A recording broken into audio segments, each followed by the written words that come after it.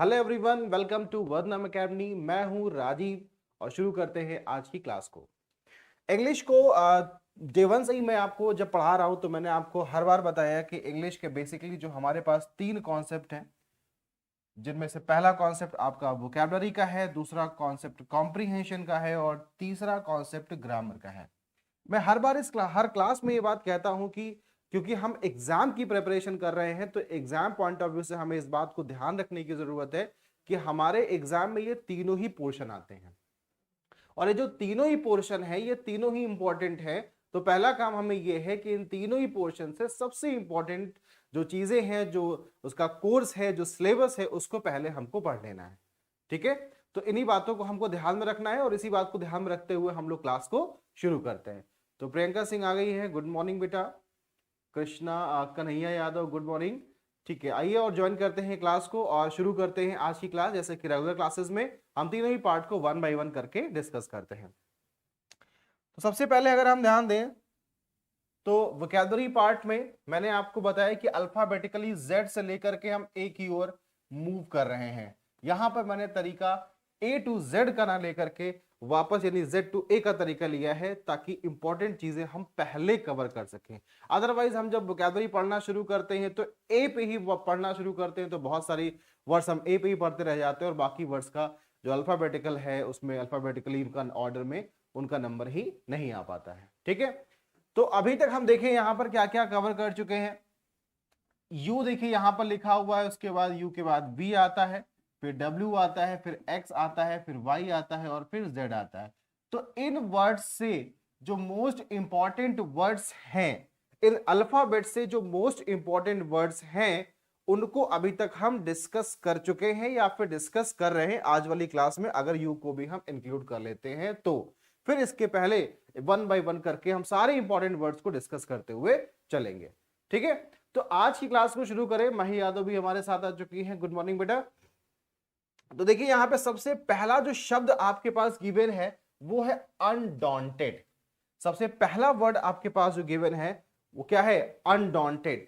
Undaunted word को जरा समझने की कोशिश करिए। यहां पर एक बच्ची है और यहां पर एक ये जो आपको कुछ दानों जैसा दिख रहा है, एक जानवर दिख रहा है। ये जानवर इसको डराने की कोशिश कर रहा है, ये जानवर इसको डराने की कोशिश कर रहा है, लेकिन ये बच्ची बिल्कुल एकदम रिलैक्स मूड में खड़ी है और बल्कि वो डरने के बजाय उसको आइसक्रीम ऑफर कर रही है।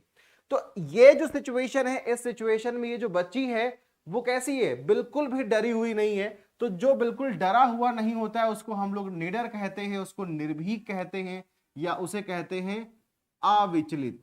ठीक है, विचलित नहीं, अविचलित, यानी कि जिसको डरा नहीं सकता। कोई ऐसी कंडीशन जो लोगों को डरा देती है, उस कंडीशन में भी अगर आप शांत हैं एकदम और आपको कोई प्रभाव नहीं पड़ रहा है बल्कि आप उसका बहुत ही जो है करेजियसली उसका मुकाबला कर सकते हैं, तो उस सिचुएशन को हम लोग कहते हैं अनडॉन्टेड।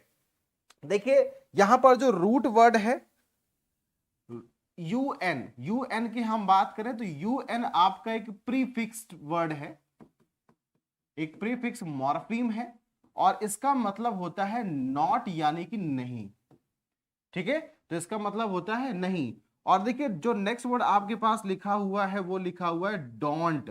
तो अगर हम डोंट को हल्का सा ट्विस्ट करके डांट लिख दें हिंदी में तो याद करना हमारे लिए आसान हो जाएगा कि जिसको डांटने पे भी कोई प्रभाव नहीं पड़ता है उसे आप क्या कहेंगे?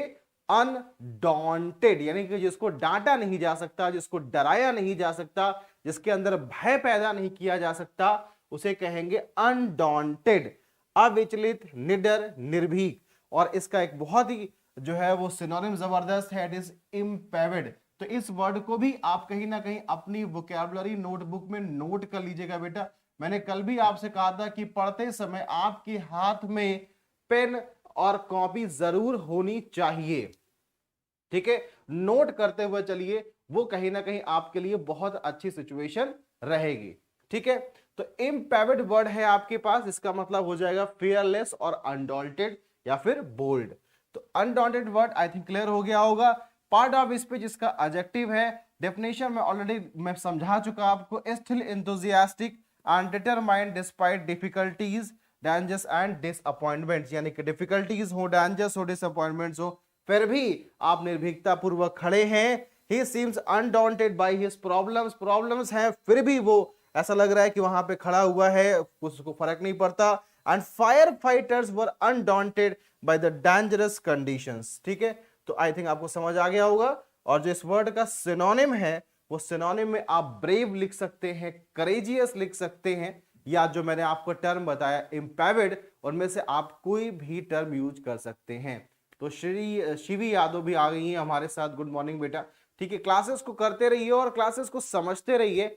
इंग्लिश एक ऐसा पोर्शन है जो कि प्रैक्टिस की डिमांड करता है, डिसिप्लिन की डिमांड करता है।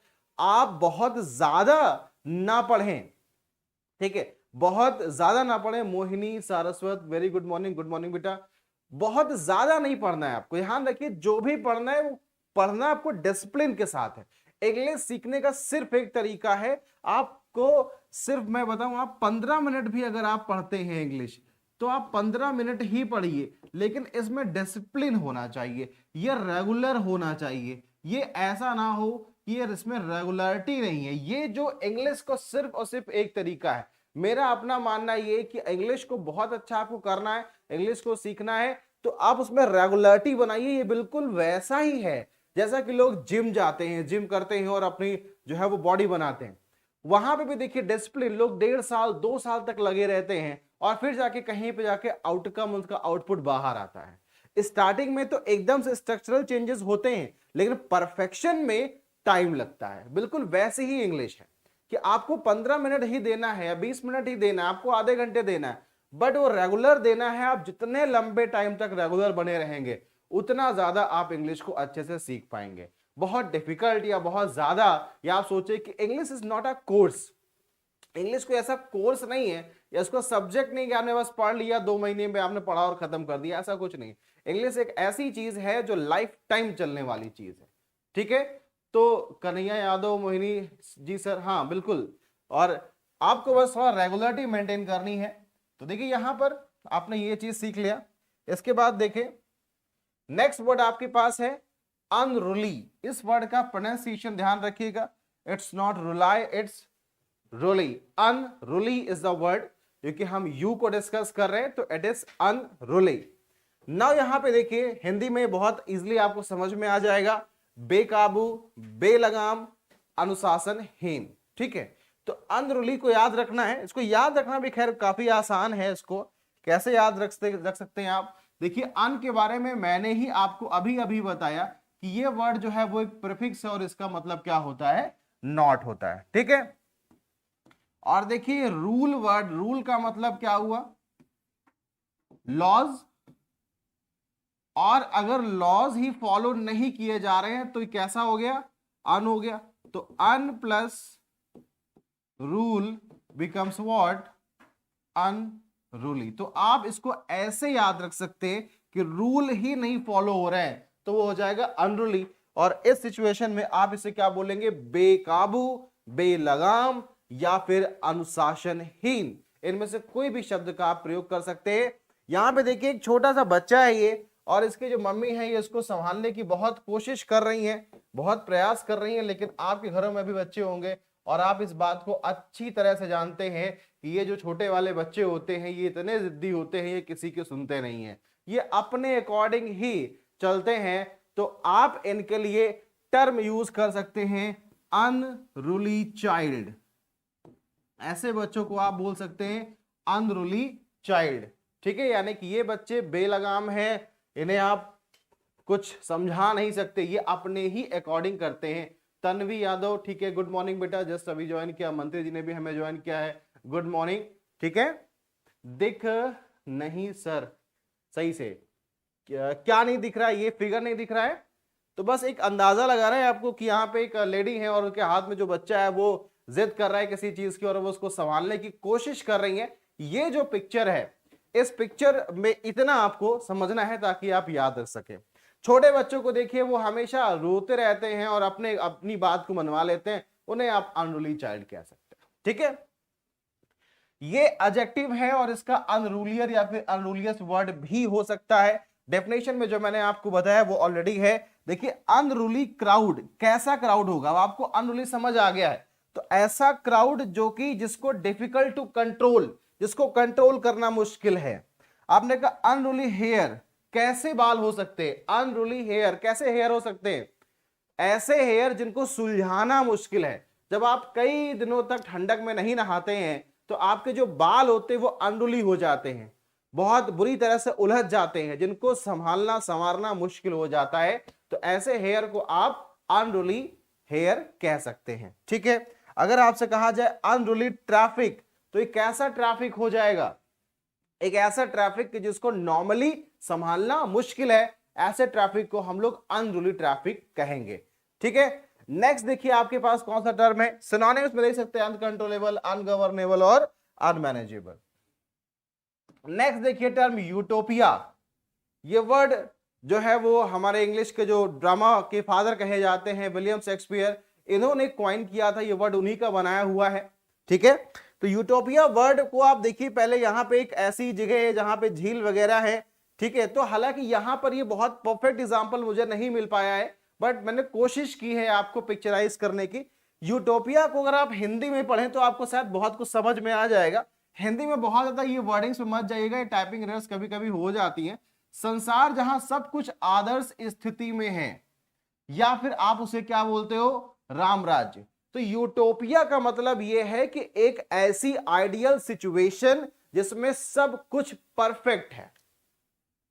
एक बहुत सिंपल सा मैं एग्जांपल दे रहा हूं, ये चीज आपको बहुत अच्छे से समझ में आ जाएगी।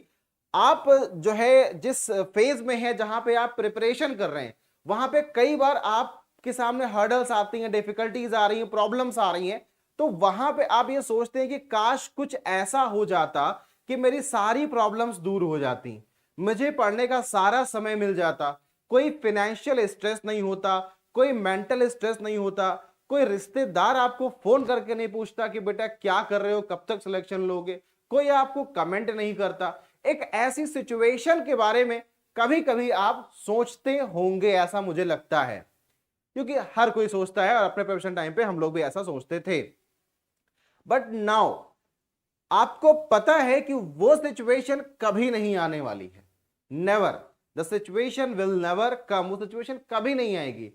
तो आप एक ऐसे ऐसे जो है सिचुएशन की आप इमेजिनेशन कर रहे हो, जिस इमेजिनेशन में सब कुछ परफेक्ट है, सब कुछ परफेक्ट है, सब कुछ अच्छा है, कहीं पर कोई भी सिचुएशन में कोई दिक्कत नहीं है, सब कुछ आइडियल है। तो आपको पता है ऐसी आइडियल सिचुएशन को ही हमने राम राज्य के नाम से भी जानते हैं। तो आप वो टर्म यूज कर सकते हैं और आप ये टर्म यूज कर सकते हैं, इसको कहा जाएगा यूटोपिया। प्रोनाउंसिएशन ध्यान रखिएगा, यू से हम इसको प्रोनाउंस करते हैं, इट बिकम्स यूटोपिया। तो आप लोगों से बात करते समय भी इस वर्ड को यूज कर सकते हो कि आप जिस यूटोपिया में जी रहे हैं वैसा कुछ होता ही नहीं है। तो बहुत सिंपल सा इतना याद रखना है कि एक ऐसी सिचुएशन जिसमें सब कुछ आइडियल है, सब कुछ परफेक्ट है, वही है यूटोपिया। ठीक है, आगे मूव करते हैं। डेफिनेशन मैंने आपको बता दी, पार्ट ऑफ स्पीच इसका नाउन है। So now the next word you have is utter. Utter का मतलब कुछ कहना या आवाज निकालना, जो कि फिगर में एकदम क्लियर है और आपको समझ में भी आ रहा है।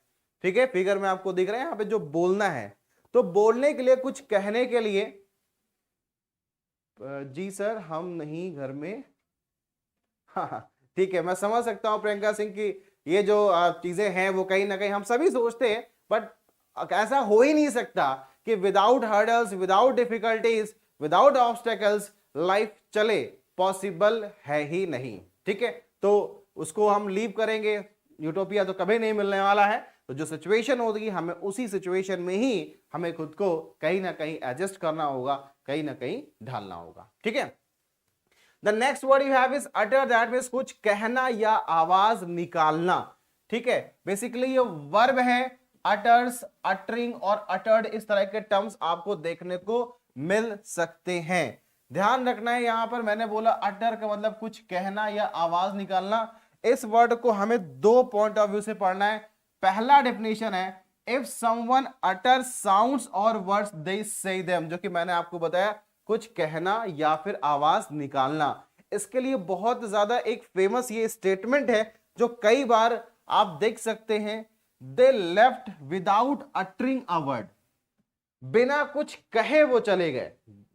वो लोग जो आए थे, they left without uttering a word, तो दैट मीन्स एक भी शब्द कहे बिना चले जाना, एक भी शब्द कहे बिना चले जाना is what they left without uttering a word.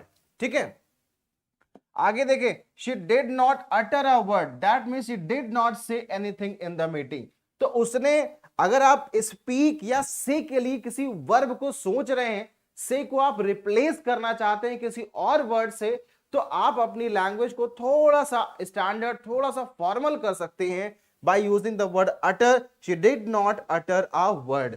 तो सिनोनिम के तौर पे प्रोनाउंस या फिर आप स्पीक में से कोई भी शब्द का इस्तेमाल कर सकते हैं। तो आई थिंक बहुत सिंपल सा टर्म था जो आपको समझ में आ गया होगा। ठीक है, अब इसी टर्म जो आपका अटर है उसका एक और मीनिंग है जिसका पार्ट ऑफ स्पीच एडजेक्टिव होता है, और ये भी कई बार एग्जाम्स में पूछा गया है। सिनोनिम के तौर पे इसको हम कंप्लीट या फिर टोटल के नाम से जानते हैं। तो उसका सिनोनिम जब उस केस में आएगा तो ध्यान रखिएगा, अटर का सिनोनिम या तो कंप्लीट हो जाएगा या फिर टोटल हो जाएगा। एग्जांपल देखते हैं, दिस इज अटर नॉनसेंस। तो आप यहां अगर कहना चाहते हो, किसी को टोकना चाहते हो और कहते हो क्या, दिस इज कंप्लीट नॉनसेंस, तो कंप्लीट नॉनसेंस को आप किस वर्ड से रिप्लेस कर सकते हो, अटर से रिप्लेस कर सकते हो। ठीक है, और आपने कहा his utter lack of interest, वो बिल्कुल भी इंटरेस्ट नहीं ले रहा है। अटर डार्कनेस, बहुत ज्यादा अंधेरा होना। तो अटर वर्ड को हम दो तरह से यूज करते हैं, एक उसका वर्ब फॉर्म है जहां पे उसका सिनोनिम से या कहना होता है, और दूसरा जो है एडजेक्टिव होता है जिसमें उसका सिनोनिम कंप्लीट या टोटल होता है। अटर डार्कनेस, ठीक है, अटर लाई, अटर नॉनसेंस, ऐसा किसी भी शब्द को आप यूज कर सकते हैं। और इसको याद रखना भी बहुत आसान है। देखिए, आप कहते ना कि जो बोलते समय कुछ लोग बोलते नहीं है, वो टर टर करते हैं, तो टर्राना, अटर, आप याद रख सकते हैं इस वर्ड को, अटर। क्लियर हुआ? तो अटर को आप याद रख सकते हैं कि आप इसे क्या करें, अटर। तो अटर आप टर टर कर रहे हैं, मतलब आप कुछ ना कुछ बोल रहे हैं, कुछ ना कुछ आप बड़बड़ा रहे हैं। अपने दोस्तों में आप जो है वो अक्सर कमेंट भी करते हैं कि भाई साहब क्या टर्रा रहे हो, तो वहीं से आप इस वर्ड को याद रखिए, अटर, एंड दैट मीन्स कहना। और दूसरा इसका याद रखिएगा, दैट मीन्स कंप्लीट। तो दो वर्ड है आपके पास जो कि आपको डेफिनेशन नहीं लिखे हैं, समझ लेते हैं। हाँ, प्रियंका सिंह, डेफिनेशन में लिख देता हूं ताकि आपको जब पीडीएफ मिले तो आप वहां पढ़ लिया करिए अच्छे से। बाकी डेफिनेशन में जो लिखा होता है मैं आपके बोल को समझा देता हूं। देखिए, पीपीटी का इस्तेमाल मैं बेसिकली इसलिए करता हूं ताकि कोई चीज छूट ना जाए पढ़ाते समय, कोई चीज जो है दिमाग से निकल ना जाए। बाकी जो मैं आपको समझा रहा हूं वही सत्य है, बस उसी पे आप जो है फोकस करिए, उससे आपको समझ में आ जाएगा। बिकॉज पढ़ के समझाना तो एक हो गया ना कि उसमें तो पढ़ के समझा दिया, तो पढ़ के तो समझाया नहीं, पढ़ के तो बोला जा सकता है, समझाने के लिए समझाना पड़ता है ना। तो थोड़ा सा आप इस बात को समझिए। डेफिनेशन में जानबूझ के हर एक वर्ड का लेकर के आता हूं ताकि आपको जब बाद में आप पलट के देखें, आप उस वर्ड को पीडीएफ पढ़े तो आपको हर एक वर्ड क्लियर हो जाए कि ये है। अच्छा, अगर मैं वहां पे नहीं हो रहा, आपने मुझको समझा है और आप एक बार रिवीजन कर लेंगे, आई टेक गारंटी कि आपको अच्छी तरह से क्लियर हो जाएगा। इस बात की मेरी गारंटी मैं आपसे ले सकता हूं। थोड़ा सा आपको बस एक बार समझना पड़ेगा। ठीक है, आगे देखें, नेक्स्ट वर्ड आपके पास आया हुआ है अशर, क्योंकि आज हम डिस्कस कर रहे थे यू वाले वर्ड्स। यू में 5 मोस्ट इंपॉर्टेंट वर्ड्स जो कि पूछे गए हैं पेपर्स में और एग्जाम्स में, तो वो आपके पास आ गया यू। और यू पे आपका जो नेक्स्ट वर्ड है वो है अशर। ठीक है, तो वर्ड यहां पर है अशर, और अशर वर्ड को भी हम देखें तो वो दो तरह से यूज करते हैं। तो ये समझने से पहले ये दो फिगर देखिएगा, आपको समझ में आ जाएगा। ये है इसका नाउन फॉर्म। आप सभी लोग जब सिनेमा हॉल में मूवी देखने जाते हैं तो वहां पर एक व्यक्ति होता है जिसके हाथ में टॉर्च होता है, और वो आपको बताता है कि भाई साहब आपकी सीट नंबर 36 है, आपको D6 पे बैठना है, आपको 811 पे बैठना है। तो उस व्यक्ति को ही आप अशर बोलते हैं। याद रखिएगा, उस व्यक्ति को ही आप क्या बोलते हैं, अशर बोलते हैं। ठीक है, उस व्यक्ति, जो व्यक्ति वहां पर है उसी व्यक्ति को हम अशर कहते हैं। क्लियर हुआ ये चीज, जो व्यक्ति वहां पे है, ठीक है, तो उसको नाम ही वही है। शाहरुख खान ने भी एक बार कहा था कि अशर जो है वो मैंने अशर के तौर पे काम किया हुआ है, ठीक है, मैंने ऐसा काम किया है, तो दैट मीन्स वो उन्होंने ऐसा भी काम किया, नो डाउट। तो अभी आपको ये चीज समझ आ गई। अब अगर इसको वर्ब के फॉर्म में कहेंगे तो वर्ब का मतलब वो व्यक्ति जो किसी को रास्ता दिखाता है, वो व्यक्ति जो किसी को रास्ता दिखाता है उसे आप अशर के नाम से जानते हैं। अभी नहीं गए हैं कभी, अच्छा ठीक है, कोई बात नहीं, देख लीजिएगा। तो अभी देखिए यहां पे किसी को अंदर, या अंदर को ब्रैकेट में रख दिया, किसी को ले जाना या गंतव्य स्थान दिखाना या जगह पर पहुंचाना, ठीक है, तो उसके लिए हम अशर वर्ड का इस्तेमाल करते हैं। वर्ब है इसलिए अशर्स, अशरिंग और अशर्ड इस तरह के वर्ड देख सकते हैं। If you usher someone somewhere, अगर आप किसी को कहीं ले जा रहे हैं, you show them where they should go often by going with them, तो आप उन्हें बताते हैं कि चलो भाई मैं तुमको रास्ता दिखाता हूं। समझ आया? आप किसी अननोन जगह पे गए थे, आपने एक पान वाले से उस पते के बारे में पूछा और पते जो पान वाला था उसने कहा कि चलिए सर मैं आपको वहां तक छोड़ देता हूं, तो पान वाला वॉज अशरिंग यू, वो आपको अशर कर रहा, ठीक। I was ushered into an office. He ushered them to their seats. A nurse ushered us into the hospital. कोई भी टर्म आप यूज कर सकते हैं। स्टैंडर्ड लैंग्वेज में इसका सिनोनिम एक मिलेगा आपको, मार्शल, मगर ध्यान रखना जो मार्शल शब्द है वो स्टैंडर्ड है, उसका लेवल है, क्योंकि आपने उसको आर्मी वगैरह में सुना होगा, तो वो एक लेवल का टर्म है, काम वही रहता है लेकिन उसका जो ओहदा है, जो वो रैंक है वो बड़ी हो जाती है, ठीक है। तो सिनोनिम में कहीं ना कहीं दूर से काउंट कर सकते हैं। तो यहां तक हमने समझ लिया है आपको जो वोकैबुलरी का पोर्शन था। अब देखिए यहां पर आया है अवधेश कुमार जी, सर जी नमस्ते। नमस्ते बेटा, शुरू करते हैं क्लास को। अब यहाँ पे नेक्स्ट पोर्शन कॉम्प्रिहेंशन का है। जैसे कि हर बार जब मैं कॉम्प्रिहेंशन कराता हूं तो एक छोटा सा पैराग्राफ और एक छोटा सा सवाल, ये छोटे छोटे से जो एफर्ट्स होंगे ना, ये देखिएगा कि कितना इंपैक्टफुल रहेगा आपके लिए, आपको खुद ही ये बात समझ में आएगी। जैसे जैसे आप एक एक छोटे छोटे से जो इंपैक्ट होते हैं ना, वो छोटे छोटे से जो स्टेप्स होते हैं वो आपको पता ही नहीं चलेगा कब आपको बड़ा कर देंगे, ठीक है। कॉम्प्रिहेंशन को शुरू करते हैं। एक छोटा सा कॉम्प्रिहेंशन है और छोटा सा सवाल है। आज हम बात कर रहे हैं महेश के बारे में, ठीक है। तो महेश 1850 के महेश हैं, तो याद रखिएगा कि ये थोड़ा रिसेंट महेश नहीं है, इधर के नहीं, थोड़ा 100-150 साल पहले वाले महेश हैं।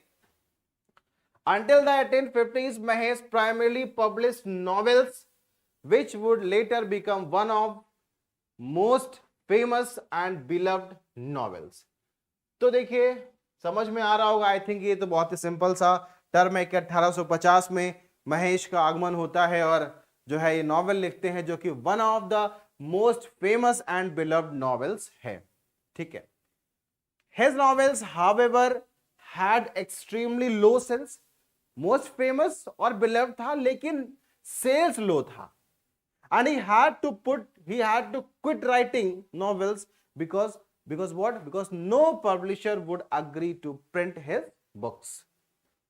Mahesh chose to publish some poetry instead. अब होता क्या है कि जब महेश का नॉवेल नहीं बिकती है तो उन्होंने पोएट्री को लेकर के आने की कोशिश करते हैं। यहां पे आपके पास कौन सा टर्म आ रहा है? इंस्टेड। इसको अलग से याद रखिएगा, ये प्रेपोजिशन है और प्रेपोजिशन मैं आपको आजकल करा रहा हूं, कई सारे वर्ड्स में आपको करा चुका हूं। इंस्टेड वर्ड को हिंदी में नोट कर लीजिएगा, इसका मतलब होता है के बजाय। तो दैट मीन्स एक को छोड़कर दूसरा, यानी आपके पास जो चॉइस है उसको छोड़कर किसी दूसरी चीज को आप ऑप्ट कर रहे हैं, या आप कहें कि दो चॉइस में से किसी एक चॉइस को आप ले रहे हैं, तो वो हो जाता है इंस्टेड। याद रखिएगा, बहुत ज्यादा इंपॉर्टेंट पार्ट है ये आपका। अर्चना पटेल गुड मॉर्निंग बेटा। तो ये बहुत ज्यादा इंपॉर्टेंट वर्ड है आपका, प्रेपोजिशंस में बहुत बार ये वर्ड पूछा गया है, ठीक है। तो इंस्टेड याद रखिएगा, इंस्टेड है, इंस्पाइट ऑफ है, ठीक है। बिसाइड और बिसाइड्स मैंने आपको पढ़ाया था, तो वो सारे वर्ड जितना भी मैं पढ़ा रहा हूं उसको याद रखिएगा। आंसर्स आना शुरू हो गए हैं, बी आई का आंसर आ भी गया हमारे पास। These poems, however, were as unpopular as his novels and sold scarcely any copies. अब देखिए कि हुआ क्या कि पूरी कहानी का जो निचोड़ है वो सबसे लास्ट वाली लाइन में इन्होंने फिर से वही बात कही। इन्होंने कहा, पहले क्वेश्चन देखते हैं, what can be said about Mahesh, Mahesh के बारे में क्या कहा जा सकता है। It was not as well written as Mahesh novel. ठीक है, तो यहां पे जो है अबाउट पोएट्री आप नोट कर लीजिए, थोड़ा सा टर्म यहां पे छूट गया, या पोएम्स। तो पोएट्री के बारे में महेश की पोएट्री के बारे में क्या कहा जा सकता है। तो पहला सवाल यह है कि क्या वो उतना ही अच्छे से नहीं लिखा था जैसे कि महेश की नॉवेल्स लिखी हुई थी। दूसरा, it was written primarily in iambic pentameter, ये पोएट्री के पेंटामीटर से जो है वो तरीके होते हैं जिनमें ए बी बी सी ए ऐसे करके हम राइमिंग सेट करते हैं। तो उन राइमिंग के लिए पेंटामीटर वर्ड यूज करते हैं। ये आपका कोर्स का पार्ट नहीं है, लिटरेचर में जब हम लोग पढ़ाते हैं तो वहां पे कहीं ना कहीं एम्बिक पेंटामीटर सारी चीजें आती है, तो उसका उतना आपको जरूरत नहीं है। It did not yield a significant profit for Mahesh, इससे महेश को कोई प्रॉफिट नहीं हुआ। And it was Mahesh only possible way of making money. तो देखिए पहला और दूसरा आंसर आपका है ही नहीं, क्योंकि आपने पहली लाइन में यह कहा है कि महेश की नॉवेल बाद में बहुत फेमस हुई हैं। ठीक है, सर इंग्लिश का टाइम टेबल थोड़ा चेंज नहीं हो सकता है, बट बेटा आप रिकॉर्डेड क्लास देख लो अर्चना, है ना, तो आप उसमें आई थिंक कोई इश्यू नहीं रहेगा। आप रिकॉर्डेड क्लास देख लीजिए और बाकी डाउट्स वगैरह आपके हो तो वो आप एज यूजुअल जो आपके चैनल हो वहां पर आप पूछ सकते हैं, या फिर आप चाहे तो जो है सर से आप जो है एक बार वदनम एकेडमी का जो भी हमारे प्लेटफॉर्म्स हैं आप उनको यूज कर सकते हैं। तो आई थिंक कोई दिक्कत होगी नहीं आपको। ठीक है, तो क्लास तो नॉर्मल, आजकल तो ऑनलाइन क्लास में यही एक अच्छाई है। ऑफलाइन क्लासेस में हम लोग के साथ होता था, यूनिवर्सिटी में हम लोग पढ़ते थे, बट सिचुएशन ये होती थी कि एक बार प्रोफेसर आके चले गए तो बात खत्म है। अब दोबारा ना तो उनसे मिलना इतना आसान होता था और ना ही अपने डाउट्स को क्लियर करना इतना आसान होता था। लेकिन ये चीज ऑनलाइन क्लासेस के आने के बाद में एक रिवॉल्यूशनरी तौर पे आया चीजें कि अब हर बच्चा पढ़ सकता है, बार बार पढ़ सकता है, कई बार पढ़ सकता है। और अब ये जो डाउट क्लियरिंग सेशन है और ये तो एजुकेशन का एक जो रेवोल्यूशन हुआ, क्रांति हुई, से तो मैं बहुत खुश हूं। और कहीं भी आपको लग रहा है तो आप प्रॉपरली ना थोड़ा सा रिकॉर्डेड देखिए और कोऑपरेट करिए। ठीक है, बाकी देखते हैं अगर पॉसिबल होगा तो मैं बात करूंगा। खैर, it was Mahesh only possible way of making money. देखिए पहली बात, ये दो आंसर्स तो हो ही नहीं सकते। अब जो आंसर आपके पास है वो सी और डी में से है। ठीक, क्या है, अगर आप ये कह रहे हैं कि महेश का ओनली पॉसिबल वे था, तो ये आप कैसे कह सकते हैं, ओनली वर्ड को आप कैसे इस्तेमाल कर सकते हैं, आप बिल्कुल नहीं यूज कर सकते। हो सकता है आगे महेश ने अभी जो है नॉवेल लिखी है, फिर पोएट्री लिखी है, आगे चल के जो है वो शायरियां लिखने लगे, आगे चल के वो कुछ और लिखने लगे। तो आपको तो ऐसा कोई इंफॉर्मेशन दिया नहीं गया, तो क्योंकि आपको कोई इंफॉर्मेशन दिया नहीं गया तो यू कैन नॉट से कि only possible way of making money. हाँ, लेकिन एक बात बिल्कुल क्लियर थी कि जो महेश ना पहली बार इनको नॉवेल में पैसा मिला है और ना दूसरी बार इनको पोएट्री में पैसा मिला है, यह बात एकदम सही थी। क्योंकि यहां पर भी आप देखें, यहां पर लो सेल्स की बात हुई थी और इसके बाद देखें स्केर्सली एनी कॉपीज बोला गया है। स्केर्सली वन का वर्ड का मतलब ही होता है बहुत कम, बहुत ज्यादा कम। तो स्केर्सली वर्ड का यहां पे हमने मतलब यूज किया है। तो देखिए आंसर थोड़ा ट्रिकी था और आपने एक आंसर था आपका सी। तो इस तरह के छोटे छोटे से पैराग्राफ में लेकर के आपके लिए ला रहा हूं, इनमें बस फोकस बनाए रखिए, बहुत ज्यादा नहीं पढ़ना। कॉम्प्रिहेंशन के पॉइंट ऑफ व्यू से स्पेशली एसएससी और बैंक लेवल तक बहुत हाई फाई कॉम्प्रिहेंशंस को नहीं पढ़ना होता है। हमें इन्फ्रेंस बेस पढ़ना होता है, कंक्लूजन बेस पढ़ना होता है। 5 में से 3 सवाल फैक्ट पे होते हैं, ऊपर आया पढ़ा आपने, आराम से आंसर टिक कर दिया। 1-2 क्वेश्चन होते हैं जहां पे जिन पे बारे में आपको सोचना पड़ता है और हम उन्हीं पे वर्कआउट कर रहे हैं, तो हम लगे रहेंगे तो वो वाले कॉन्सेप्ट भी आपके क्लियर हो जाएंगे। ठीक है, बाकी कॉम्प्रिहेंशन की जो मैं स्पेशल क्लास लूंगा, आप लोग अगर कॉपरेट करते हैं तो एक स्पेशल क्लास में कॉम्प्रिहेंशन कर लूंगा, जहां पे मैं जो है वो सारे लेवल्स की कॉम्प्रिहेंशन डिस्कस करूंगा। बेसिक लेवल, उसके बाद इंटरमीडिएट और उसके बाद advance and difficult, most difficult, तो सारे तरह के मैं कॉम्प्रिहेंशंस को डिस्कस करूंगा। ठीक है, तो वो धीमे धीमे हर एक चीज आएगी यहाँ पे इस चैनल पे। पूरा का पूरा इंग्लिश का पूरा सिलेबस कवर होगा, कुछ भी ऐसा नहीं होगा जो छूटेगा, ठीक है, एवरीथिंग विल बी कवर्ड, बस आपको थोड़ा पेशेंस बनाए रखना है मेरे साथ, ठीक है। नेक्स्ट देखिए, जैसा कि हम हर बार शुरू करते हैं ग्रामर, और ग्रामर में देखिए तो आज के डेट में आपके पास यहां पे कुछ नहीं है, ठीक है, तो परेशान मत होइए, अगर यहां कुछ लिखा नहीं है तो उसका मतलब ये नहीं कि आपको कुछ पढ़ाया नहीं जाएगा। ग्रामर में हम कुछ बेसिक, मुझे आज वर्ब्स की बात करनी थी, इसलिए मैंने यहां पे कुछ भी नहीं लिखा, कुछ भी कोई पीपीटी नहीं है, बस आपको मेरे साथ समझना है कुछ बेसिक वर्ब्स के बारे में। देखिए सबसे पहले कुछ ग्रामर की बात हम करें तो ग्रामर को जो डिवाइड करते हैं हम लोग, वो पार्ट ऑफ स्पीच में डिवाइड करते हैं। सबसे पहला आपको पता है पार्ट ऑफ स्पीच 8 होते हैं, ठीक है। दूसरा, इन्हीं में कहीं हमको पढ़ना होता है आर्टिकल, तो एक बहुत इंपॉर्टेंट सा हिस्सा आपका आर्टिकल का हो जाता है। तीसरा, ग्रामर में जो हमको कवर करना होता है पार्ट ऑफ स्पीच आर्टिकल के अलावा, वो वॉइस कवर करना होता है, एक्टिव वॉइस और पैसिव वॉइस, और नरेशन कवर करना होता है चौथे नंबर पे, ठीक है। तो ये सारे ग्रामर के पार्ट हैं, और इन सारे ग्रामर के पार्ट्स में ये बेसिक चारों पोर्शन है जो हमें वन बाय वन डिस्कस करते हुए चलना है। अब देखिए पार्ट ऑफ स्पीच में जो सबसे इंपॉर्टेंट हिस्सा होता है वो होता है आपका प्रेपोजिशन का, जहां से सबसे ज्यादा सवाल आते ही आते हैं, इसको हम किसी भी एंगल से लीव कर ही नहीं सकते। दूसरा हमारे पास जो हिस्सा है वो है वर्ब का, तो वर्ब का भी हमारा एक ऐसा पार्ट होता है, ऐसा रोल प्ले होता है कि जिसको भी हम कहीं से भी लीव नहीं कर सकते। तो इसलिए धीमे धीमे करके मैंने कहा था आपको डे फर्स्ट से कि मोस्ट इंपॉर्टेंट चीजें पढ़ाऊंगा। प्रेपोजिशंस मैंने 4 5 6 प्रेपोजिशंस पढ़ाया, बिसाइड्स पढ़ाया, सिंस फॉर आपको पढ़ा दिया, आपको जो है इन फ्रंट ऑफ और अपोजिट का डिफरेंस सिखा दिया, ठीक है। कल मैंने आपको बाय और अंटिल और टिल का डिफरेंस सिखा दिया। ऐसे ही आपको और भी प्रेपोजिशन सिखाते रहेंगे, बट प्रेपोजिशंस के जो वर्डिंग्स हैं वो धीमे धीमे आप सीखते रहेंगे। आज की क्लास में मुझे वर्ब को भी मैं थोड़ा सा इंट्रोड्यूस कराऊंगा आप लोगों को, ठीक है, ताकि एक वर्ब का भी जो इंट्रोडक्शन है वो हो जाए, फिर धीमे धीमे पैरेलली हम उस पर भी काम करना शुरू कर देंगे, ठीक। तो देखिए जब आप वर्ब वाली क्लास को डिस्कस करते हैं तो सबसे पहली चीज की आपके दिमाग में आता है कि वर्ब है क्या। हालांकि ऐसा कोई सवाल आज तक किसी भी पेपर में पूछा गया नहीं है कि वर्ब होता क्या है। कोई भी पेपर, कोई भी एग्जाम आप उठा के देख लीजिए, किसी एग्जाम में आज तक ये पूछा ही नहीं गया कि what is meant by verb. अगर हम सिर्फ सब्जेक्टिव एग्जाम्स को छोड़ दें, जो कि जो है 8th 9th या 10th लेवल के लेवल पे जो बच्चे लिखते हैं अपने स्कूल में, तो वहां को अगर छोड़ दें तो फिर आज तक कभी पूछा ही नहीं गया कि व्हाट इज वर्ब, ठीक है। सर आप थोड़ा ज्यादा,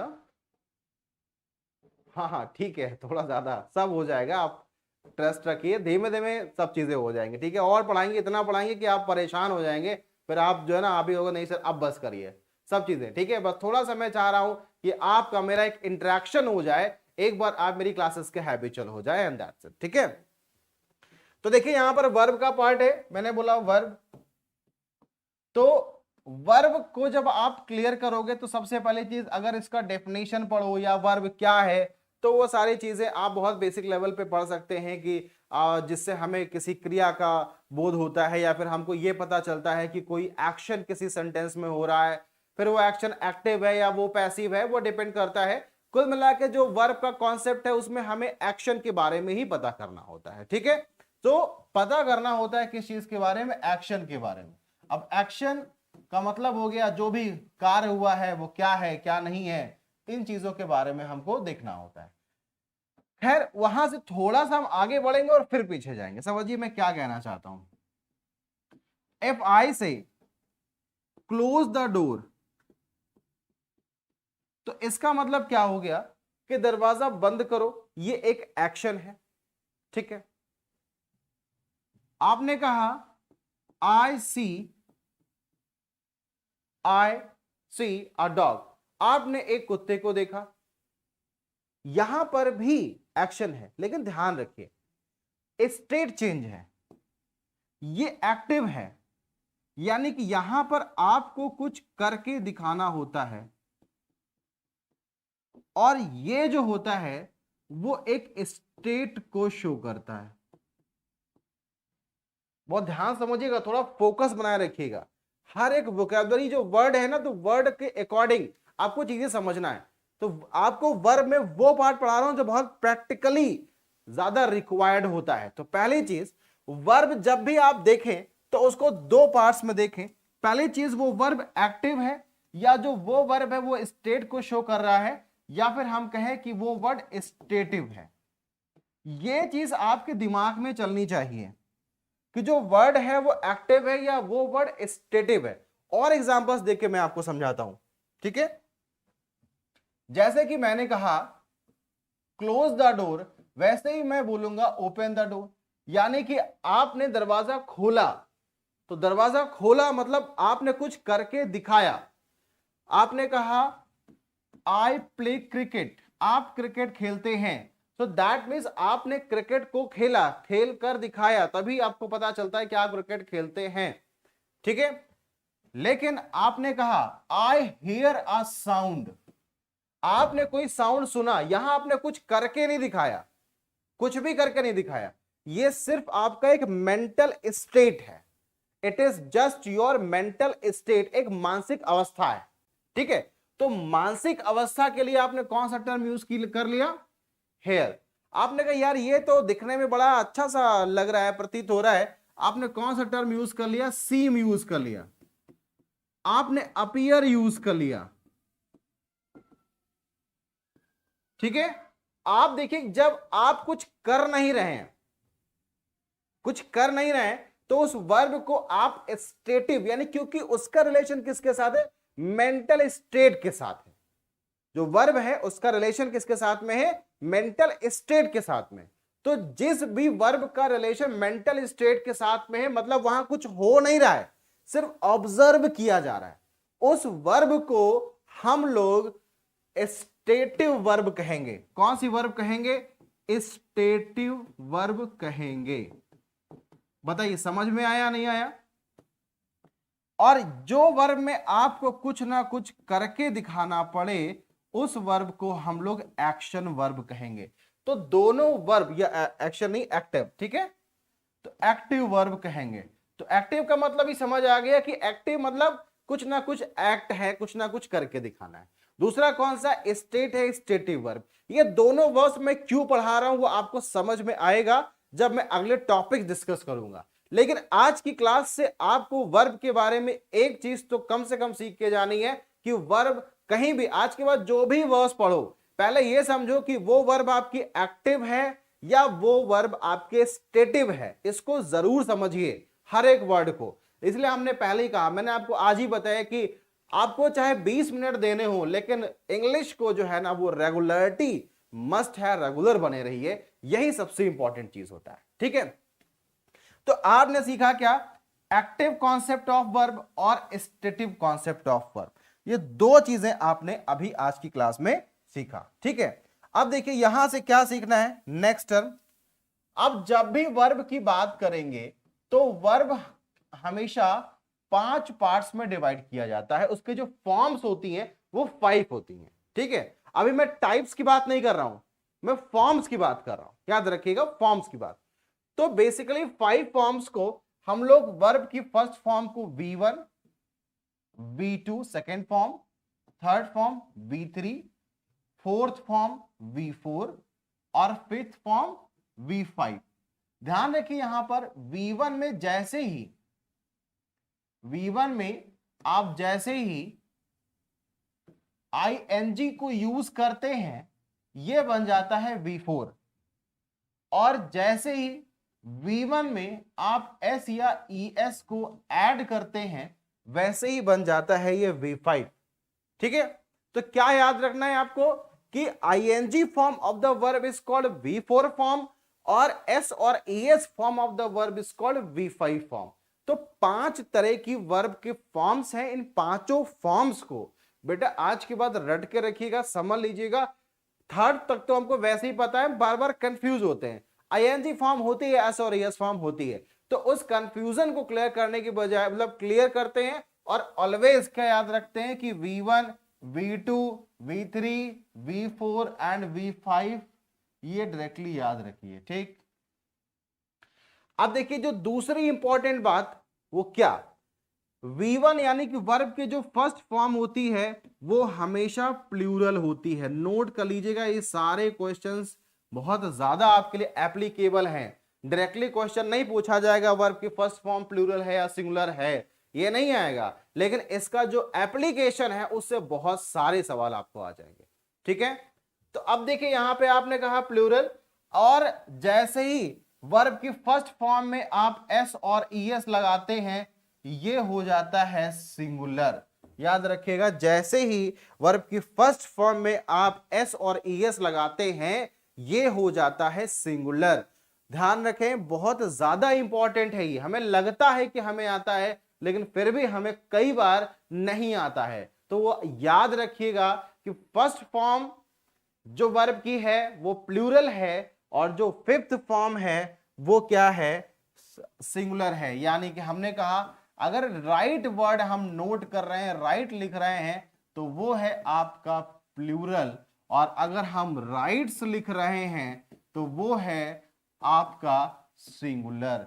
ध्यान रखिएगा, प्लूरल एंड सिंगुलर। ठीक है, दोनों टर्म्स को याद रखने की आपको जरूरत है। अपोजिट होता है, अगर बॉय लिखा है तो वो सिंगुलर होता है, और अगर बॉयज लिखा है तो वो प्लूरल होता है। तो बॉय और बॉयज में डिफरेंस होता है। ये हो गया आपके पास सिंगुलर और ये हो गया प्लूरल। मगर ध्यान आपको क्या रखना है कि जो नाउन का फॉर्म है उससे अपोजिट चलता है वर्ब का फॉर्म। नाउन के फॉर्म से अपोजिट चलता है वर्ब का फॉर्म। ये है नाउन और ये है वर्ब। तो वर्ब और नाउन दोनों के बीच में जो रिलेशन है वो कैसा है, अपोजिट रिलेशन है। ठीक है, दोनों के बीच में कैसा रिलेशन है, अपोजिट रिलेशन है। तो चलिए बताइए एक आसान सा सवाल, अगर मैंने आपसे पूछा कि राइट लिसन, मैंने आपसे पूछा लिसन जो शब्द है ये सिंगुलर है या प्लूरल है, या फिर लिसन्स में यूज कर रहा हूं, तो कौन सा इसमें सिंगुलर है और कौन सा इसमें प्लूरल है। Which one is singular and which one is plural, कौन सा सिंगुलर कौन सा प्लूरल। फर्स्ट वन लिसन कैसा है, सिंगुलर है, और अच्छा इसके पहले वाले के answer right singular and boys plural. हाँ ठीक है, तो अभी आपके पास आंसर्स में क्या है, लिसन कैसा है और लिसन्स कैसा है, दोनों को सोच के बताइएगा। इसका आंसर वर्ब को सिंगुलर बनाने के लिए एस और एस जोड़ा जाता है। ठीक बेटा, very good Kanhaiya Patel, lesson plural, very good. आपको बस यही समझना था, यही मैं समझाना चाह रहा था कि जो वर्ब की फर्स्ट फॉर्म होती है वो हमेशा प्लूरल होती है। ये आपको अभी जब टेंसेस हम पढ़ेंगे या फिर जिस समय हम लोग जो है वो सिंटैक्स पढ़ रहे होंगे, सब्जेक्ट वर्ब एग्रीमेंट पढ़ रहे होंगे, उस समय ये बहुत ज्यादा इंपॉर्टेंट रोल प्ले करने वाला है। ठीक है, तो फिलहाल अभी हम मूव करेंगे। Second form of the verb हमेशा पास्ट फॉर्म को डिनोट करता है। सेकेंड फॉर्म कहीं पर यूज ही नहीं होता है अगर वो पास्ट को डिनोट नहीं कर रहा है तो। ठीक, V3 जो थर्ड फॉर्म है ये आपका प्रेजेंट में भी जाता है और पास्ट में भी जाता है और फ्यूचर में भी जाता है। तो इसके लिए आपको थोड़ा सा अलग से समझना पड़ेगा। जब भी कभी कोई मैं टॉपिक सिखाऊंगा उसमें कहां पे V3 यूज होता है। V4 मैंने आपको बता दिया ING है, और V15 आपने इजिली इसको समझ लिया। ठीक है, अब देखिए यहां पे क्या है कि ये याद रखिएगा हमेशा, ये बहुत हेल्प करने वाला आपका। सेकंड फॉर्म आया है मतलब पास्ट है, कुछ सोचने की जरूरत नहीं है, मगर ध्यान रखिए उसके आगे पीछे कोई टर्म वैसे भी नहीं होगा, अगर होगा तो फिर वो अपने आप को फॉर्म को चेंज कर लेगा। ठीक, तो ये बेसिकली 5 फॉर्म्स है आपके पास। अब देखिए अगर मैं यहां पे लिखता हूं राइट, तो राइट की जो सेकंड फॉर्म होगी वो कौन सी होगी, वो होगी रोट। थर्ड फॉर्म कौन सी होगी, वो होगी रिटन। फोर्थ फॉर्म कौन सी होगी, राइट्स, राइटिंग। और फिफ्थ फॉर्म कौन सी होगी, वो हो जाएगी राइट्स। तो ये होंगे आपके पास टोटल 5 फॉर्म्स। ठीक है, अब ये जो 5 फॉर्म्स हैं आपके सामने, इन 5 फॉर्म्स को आपको एक बी वर्ब मुझे आज सिखाना है। बी जो वर्ब होती है इसकी भी 5 फॉर्म्स होती हैं, तो इसको कहीं नोट कर लीजिएगा, बहुत इंपॉर्टेंट है।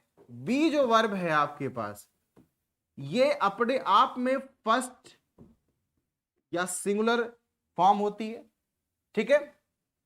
इसकी जो सेकंड फॉर्म होती है वो वॉज या वर होता है। इसकी जो थर्ड फॉर्म होती है वो बीन होता है। इसकी जो फोर्थ फॉर्म होता है वो बीइंग होता है। और इसका जो फिफ्थ फॉर्म होता है वो इज होता है। तो ये एक बहुत ही ज्यादा इंपॉर्टेंट वर्ब है जो कि आपकी ग्रामर में बार बार आता है, बार बार यूज होता है। प्रेजेंट पार्टिसिपल बात करेंगे बेटा, पास्ट इंडेफिनिट पे सब पे बात करेंगे, ठीक है। तो इस पे थोड़ा सा बस बने रहिएगा, एक एक टॉपिक क्रिस्टल क्लियर कॉन्सेप्ट हो जाएगा इंग्लिश में, इस बात का मैं गारंटी लेता हूं। बस जितना मैं पढ़ाऊं उसको मत भूलिएगा, अंदर से रिवीजन करते रहिएगा, जैसा मैंने पहले भी कई बार आपसे कहा। तो बी वर्ब है, बी आर याद रखेंगे, वॉज वर्ब इसकी सेकंड फॉर्म है। थर्ड फॉर्म बीन, देखिए बीन को आपने बहुत बार सुना है, समझा है, लिखा है, लेकिन ये किसकी थर्ड फॉर्म? ये बेसिकली थर्ड फॉर्म है बी वर्ड की। बीइंग इसी से आया हुआ वर्ड है और इज एम आर भी इसी का ही है, इसलिए इस को हमने वहां पे लिखा है और यहां पे आर को लिखा है, क्योंकि आय अपने आप में एक स्पेशल केस है, तो वो एकदम उसको हम अलग तरह से लेकर के चलते हैं। तो ये आपका वर्ब में आपको आज 2 बातें सीखनी थी। पहली चीज, जो वर्ब है उसका 2 फॉर्म, 2 स्टेटस है, एक एक्टिव स्टेटस है और दूसरा स्टेटिव स्टेटस है। वर्ब को पढ़ने के बाद समझना है कि वो एक्टिव है या फिर वो स्टेटिव है। दूसरा, हर एक वर्ब की 5 फॉर्म्स होती हैं, उसको आपको याद रखना है। पहली फॉर्म हमेशा प्लूरल है और 5वीं फॉर्म हमेशा सिंगुलर है, इस बात को आपको याद रखना है, ठीक है। तो ये 2 बेसिक चीजें हो गई। आप कितने भी वर्ब पढ़ो, अभी देखो जब मैं वोकैबुलरी पढ़ाता हूं तो पार्ट ऑफ स्पीच में वर्ब लिखता हूं। अब अगली बार कभी मैं वोकैबुलरी पढ़ा रहा हूं उसमें पार्ट ऑफ स्पीच में वर्ब है, तो आप मुझसे पूछिएगा कि सर बताइए कि ये एक्टिव वर्ब है या ये स्टेटिव वर्ब है। दूसरा, अगर ये वर्ब है तो क्या इसकी फॉर्म्स हैं? हाँ बिल्कुल है। कितनी फॉर्म्स हैं? 5 फॉर्म्स हैं। उन 5 फॉर्म्स किस किस तरह से लिखा जा सकता है? तो वर्ब पढ़ा आपने, वर्ब में कम से कम आपके पास इतनी इंफॉर्मेशन तो होनी ही चाहिए, ठीक है। और भी कई तरह की वर्ब है जिन्हें हम फाइनाइट बोलते हैं, नॉन फाइनाइट बोलते हैं, हेल्पिंग वर्ब है, मॉडल वर्ब है और मेन वर्ब है। इन सब पे हम लोग धीमे धीमे आने वाली क्लासेस में बात करेंगे, ठीक है।